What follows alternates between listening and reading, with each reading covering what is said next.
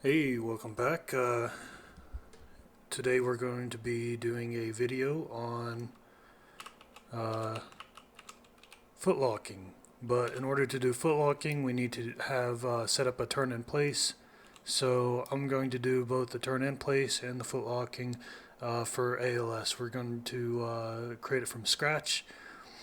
And so to get started, you're going to need to create a new ALS project. After you've done that, you're going to go to Add Import, Add Features or Content Pack, go to Third Person, Add to Project.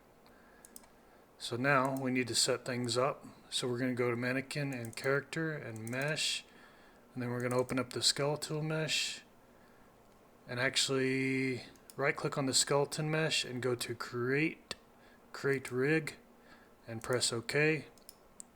I'm just going to save that, you don't have to. Now under the mannequin skeleton, we're going to go to Select Rig, UE Mannequin Rig. And the reason why we're doing this is because, as you can see here, it says you can set up a rig for the skeleton. Then when you retarget the skeleton to a different skeleton with the same rig, it will use the information to convert data. So I'm setting up the rig for the mannequin skeleton, and we're using that rig instead of creating a rig off of the ALS one, because I want the ALS animations to match or to convert properly to the bones of the mannequin skeleton. Now, I tried doing this with just using Select Humanoid Rig, and it did not work. I had an issue right here with his shoulder, and this fixed the issue. So this is the method we're going to use. So go under Advanced Locomotion folder, go to Character Assets, Mannequin Skeleton, and open up the ALS Mannequin Skeleton. Now we're going to select that same rig, we're going to auto map it, and we're going to save it. Go ahead and save the other one too. Close out of them. So we need a few animations. We're going to use our animations. If you want to use your own animations, then I will show you how you can set it up so that it'll work properly with it. So for those who are going to just use the ALS animations, go under the from the mannequin skeleton folder, go under animation examples, go to base, go to transitions, and we're going to copy these four. And actually these two, this one is the same as this one, and this one is the same as this one.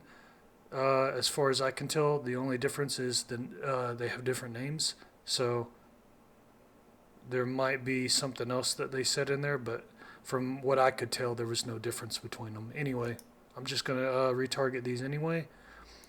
So we're going to retarget,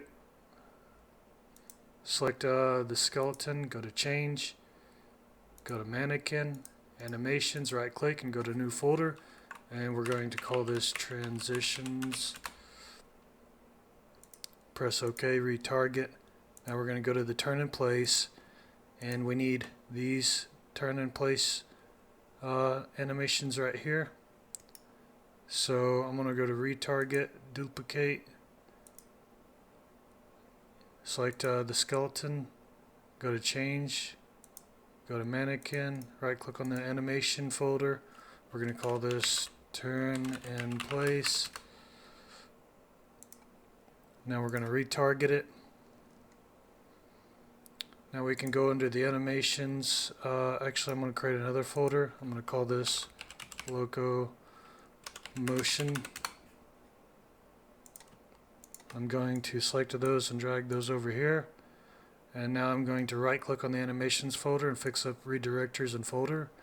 If you don't do that, sometimes like if the engine crashes or whatever, or if you do this, if you move something from one folder into another folder and then you delete that folder without fixing up the directories, what you're actually doing is, inside of Unreal Engine Editor, you've actually changed the position of it, but inside your actual computer folder, they're still in the same folder. So when you delete that folder, you're actually deleting it permanently, because it doesn't send it to the trash bin. So just keep that in mind. That's why I did that. So now we can go to TurnInPlace, and I will show you how to do that for those who didn't want use their animations.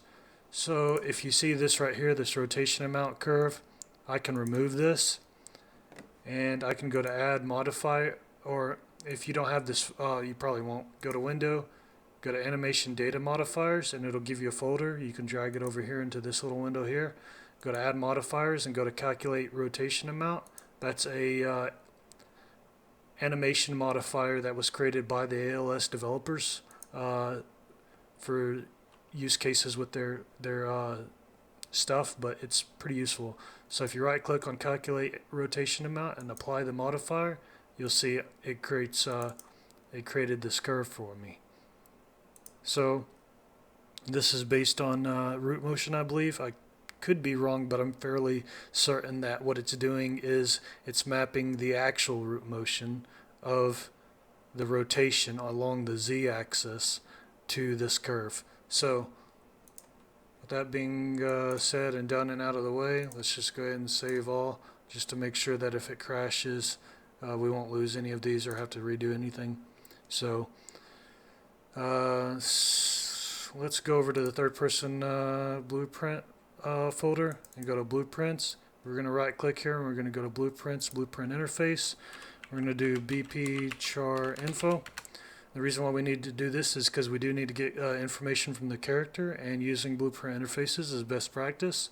I might do a video on that later on explaining exactly all the use cases for blueprint interfaces and breaking it down as to how useful they are and how they're used and all that. So anyway, aside from that, just go ahead and open up this, and we're going to create a new function called get essential values, and we're going to create an output. The first output will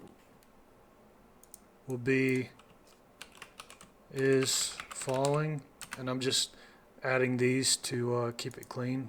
The other blueprint, the animation blueprint. So the next one will be speed. Then we can do is moving, and we need another one called has movement input, and I'll explain to you what all these are going to be and how we're using them and why we're using them and everything. The last one is aiming rotation. So aiming rotation is going to be a rotator, speed is going to be a float, and the others are going to be booleans, I should say. So compile and save that. That's all we needed to do there. So you can exit out of that now, open up your third person character blueprint, go to class settings, go to interfaces, add, and select your BP char info. It should be in that list. If you have a hard time finding it, just search for it right here in the search bar. So once that's done, you'll see this little interfaces bar right here. Just expand it and double click on get essential values. So off of this one we can do this one right here and this one too, but there's other ones we have to calculate from another function. So is falling is just I believe that's off the character movement component, but let's see, is falling, yeah.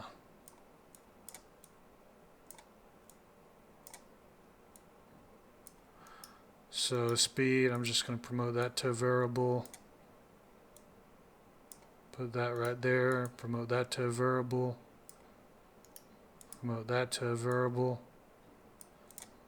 and this one is going to be our control rotation. So get control rotation, and that's just the angle of our camera in the direction that we are looking. That's what it is. So it'll give us an angle that is rotated towards the direction we're looking. So with that out of the way, we're going to create a function. Let's see, what should I call this? I don't remember what they called it. It's set essential values. I'm pretty sure that's what they called it. So off of set essential values, we need to get the speed. So the speed would be get velocity, and the speed is just the length of this velocity vector. So the velocity, this right here, get velocity, returns a vector pointing towards the direction in which the character's velocity is moving. Basically, it's their velocity, and it has their speed values in each direction, for each direction, I should say, X, Y, Z. So if we get or I should say vector length, if we get the vector length of this, it'll basically give us the length of that vector at, self-explanatory, but it'll give us a single float value that represents our speed. So we will set our speed here.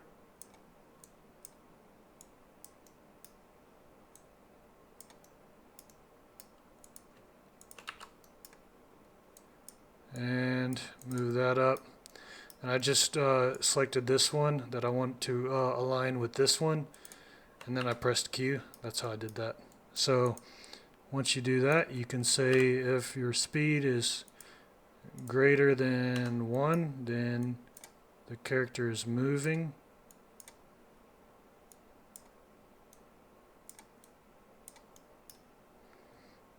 Or if it isn't, he isn't moving. So that'll either be true or false. So has movement input is basically the average of the acceleration, the current acceleration. So get current acceleration, that's off the character movement component. I'll move that back a little bit. And then we will get max acceleration. So our max acceleration is just a single value. However, this is a vector, again pointing in the direction of acceleration. So we're going to get once more the vector length of that. And now to average it, we're going to divide it by the max acceleration.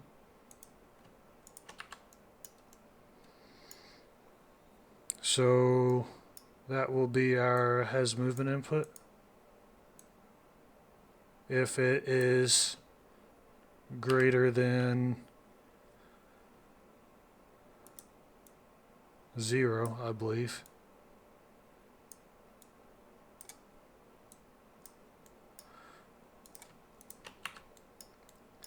If I'm wrong, I'll come back and fix it. But actually, you know what? Let's just go ahead and double check that.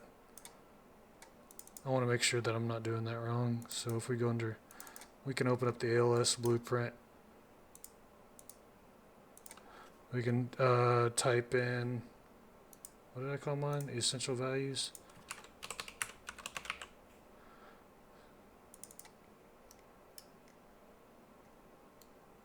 Yeah, okay. I just wanted to make sure. Sorry about that. I didn't want to steer you guys wrong. Okay, so with that out of the way, what we need to do is we need to set this to be on an event tick. So I'll just go ahead and create a new graph and call it tick graph. And I'm just pressing that right there, that new graph button. So double click it, right click, say tick.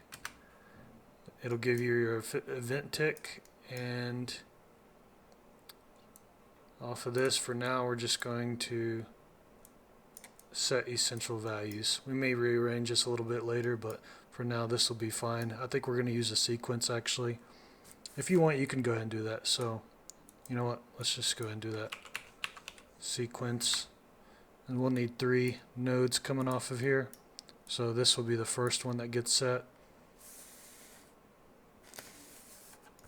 The next one will be catched values, and then the next one after that will be the grounded rotation, or update grounded rotation, or whatever, something like that. Anyway, we'll get to that later. That's not important right now. Let's move on. So with that, doing that every tick, it's calculating these, and then it's setting these right here. So now let's open up our animation blueprint. So go to Mannequin, Animations, and open up third person AnimBP. Now we're going to close out of these two. Those aren't important. We're going to remove this because we calculated those outside of here. I'm going to drag this off and I'm going to promote this to a variable because we're going to need it. We're going to need that later. Now off of here, I'm going to do initialize. We're going to do event blueprint initialize animation. Now I'm going to Control X that, Control V it right here. We're going to cast to character. This is just a general character class. We can get anything from here because the pawn owner is a child of character class. So off of this, we're going to promote to reference, and we're going to call this charRef. And now we're going to drag that charRef out over here. Actually, you could probably just delete that if you want, that comment. I want to move that over here. Now we need to create a function. We'll call it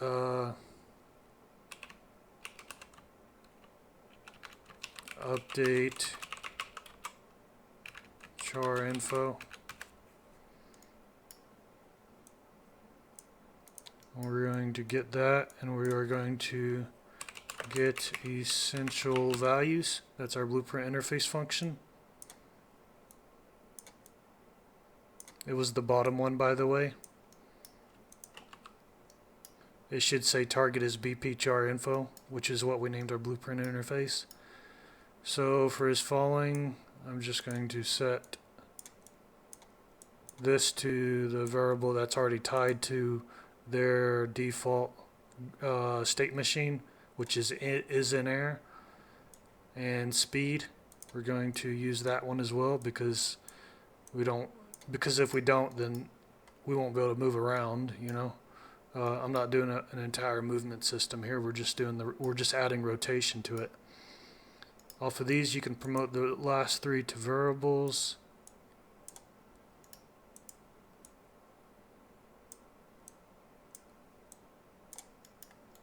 And that's the last one there.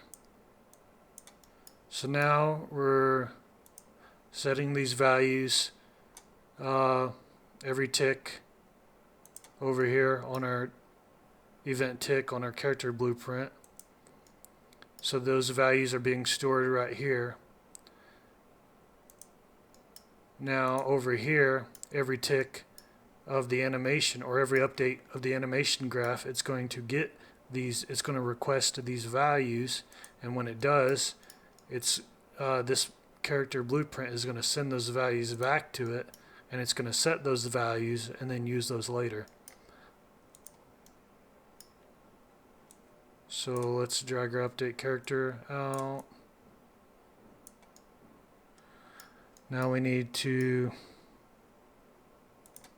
we're just gonna do this too. Update aiming values. There's only one that we need for this, but if you want to expand on this later, then you know it'll be here and it'll be set up properly. So I'm gonna do it this way anyway, even though that we only need one of these off of here. So let's see, we're going to need an aiming angle here in the next video, and it's going to be a rotator, I believe. Okay, anyway, let's see. I made some notes here. Let's see. So the aiming angle is the angle between the camera and the character. Right. Okay. So this is our camera angle.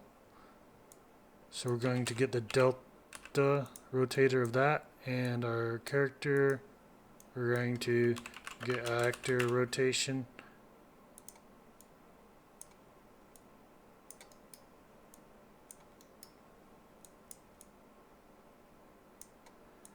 And so with that plugged in, we will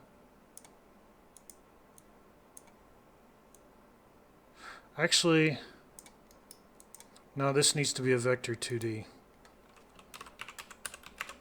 So change this to a vector 2D. I'm not sure it's necessarily needed, but to save confusion and to save a fraction of a oh, I plugged this up into itself right here, my bad. We need to plug aiming rotation right here. Okay, so split this. Z will be X and Y will be Y. That's how we're going to do that.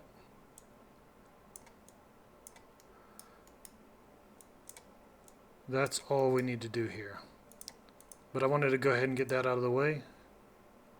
So let's drag this out here and just connect it up. That way it's there. Now we need to create another function. Let's see. It's going to be called should move check. And we need to say the character is moving and the character has movement input.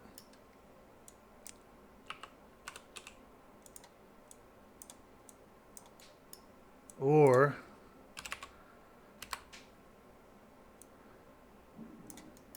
if the character's speed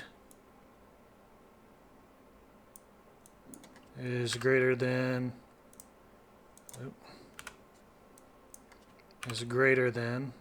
150,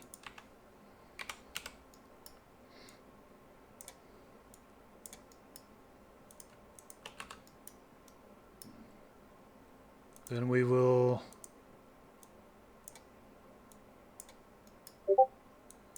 return value.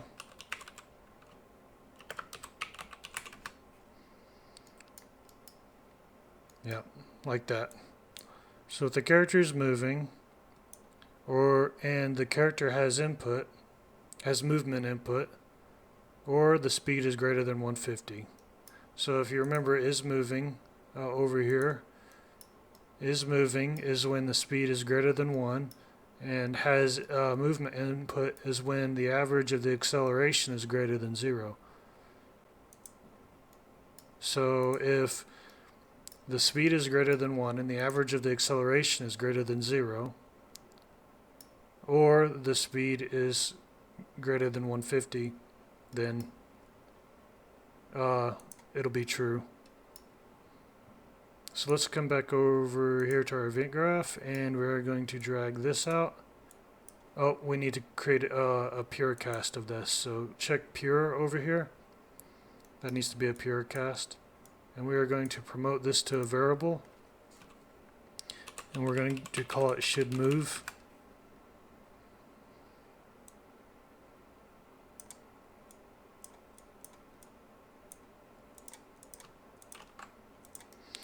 And let's see. Okay, we need to create a macro actually. They use a macro, and I'll kind of break it down a little bit for you. But what we need first is a branch. We will plug in the execution pin and then plug in the condition. And then we need to do a sequence. And we'll do a sequence off of this one too. And then off of each of these we're going to do a do once.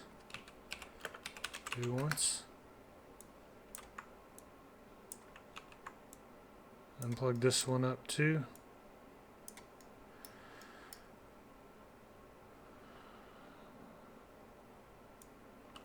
We will reroute this one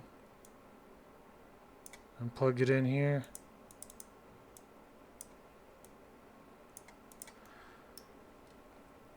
And then we will plug this one in here.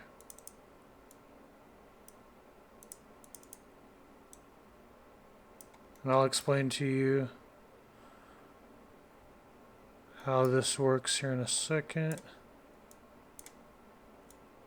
We're going to do another sequence off of this and duplicate that.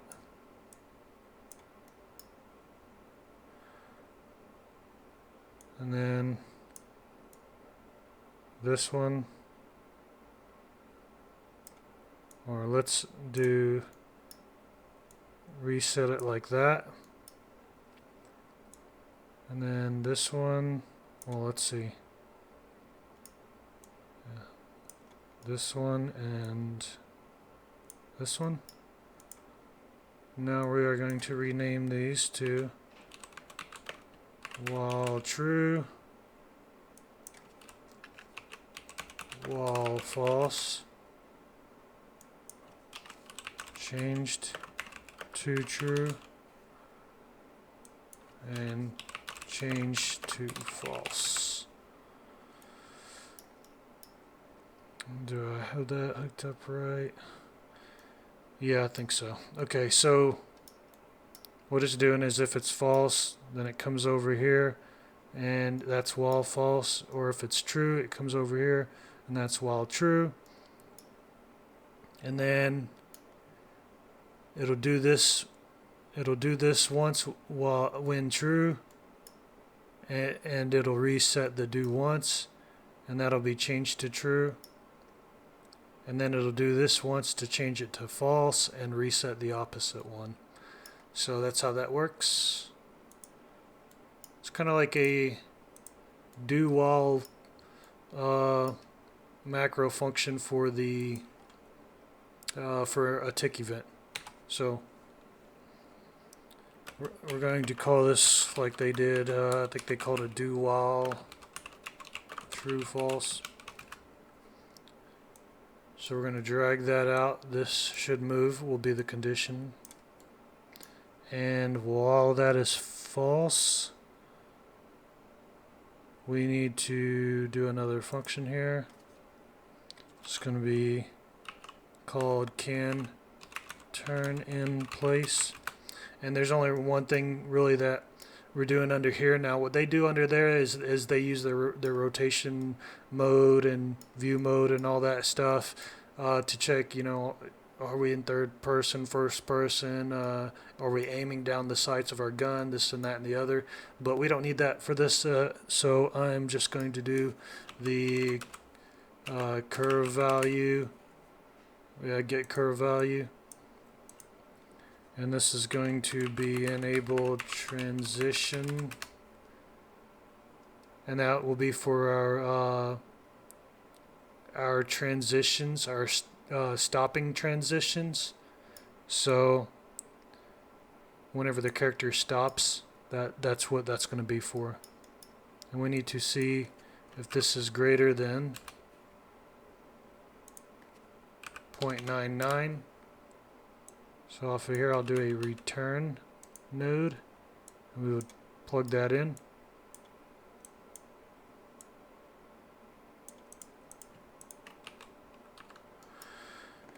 And so if the enable transition is on, then we can turn in place.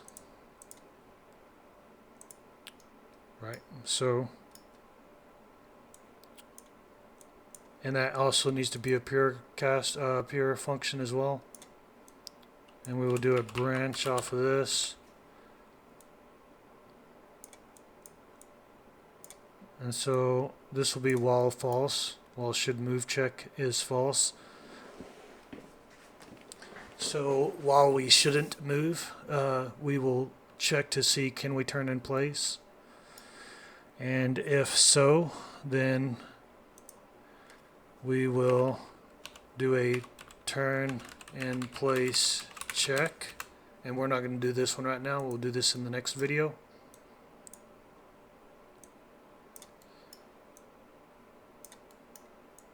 So we will do a turn in place check, and let's see. we need another variable right here.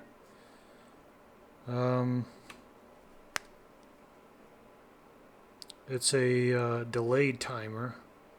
What did they call it? Did I put it in my notes? Elapsed delay time? Yeah. So we'll name that elapsed delay time, and that will be a float. And we will be setting this to 0 right here. And actually, we need to set this to 0 right here off of change to true as well. And that is it for this video. So I hope to see you in the next. Oh wait, my bad guys, I put that on the wrong thing. So that doesn't need to be on initialize animation. It needs to be on this one. Alright, yeah, so I will see you guys in the next video.